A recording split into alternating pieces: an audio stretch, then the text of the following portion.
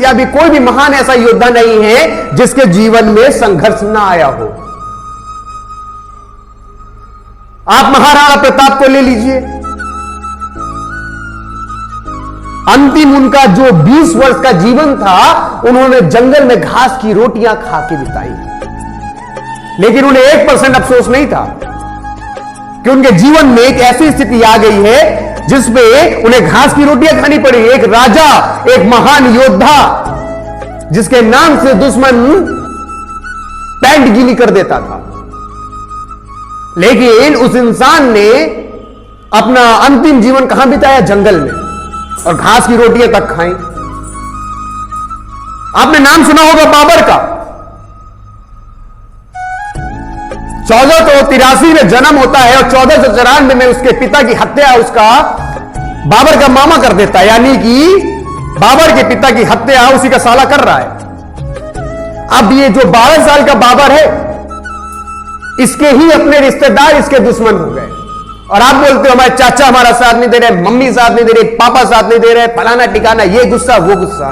ये जीवन में जो पागल बनाने वाला काम है ना, आप स्वयं को कर रहे हो। बाबर के सामने भी ऐसी स्थिति आ गई थी। 12 साल की उम्र, समझ रहे हो कितनी कम उम्र होती है।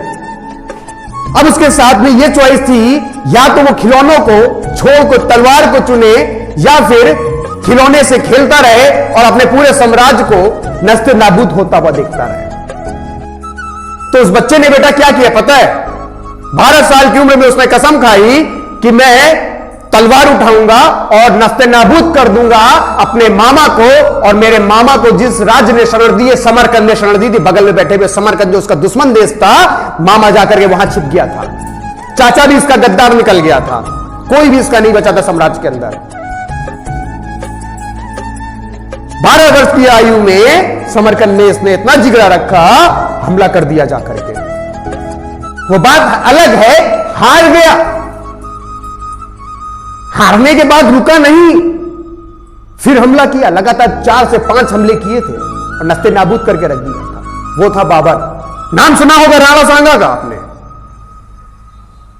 1527 में खानवा का युद्ध सुना है, राणा सांगा।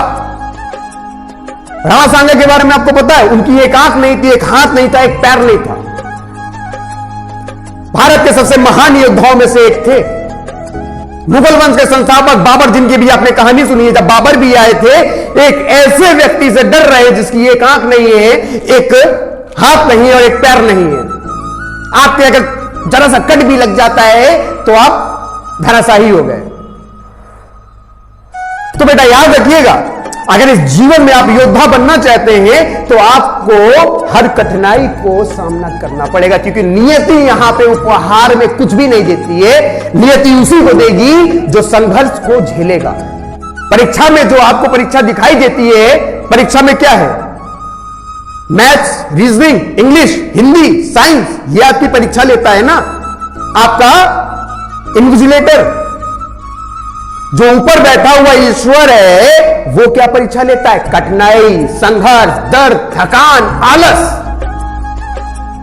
मैथ्स, रीजनिंग, इंग्लिश को अच्छा पढ़ करके आप एग्जाम में अच्छा कर सकते हो,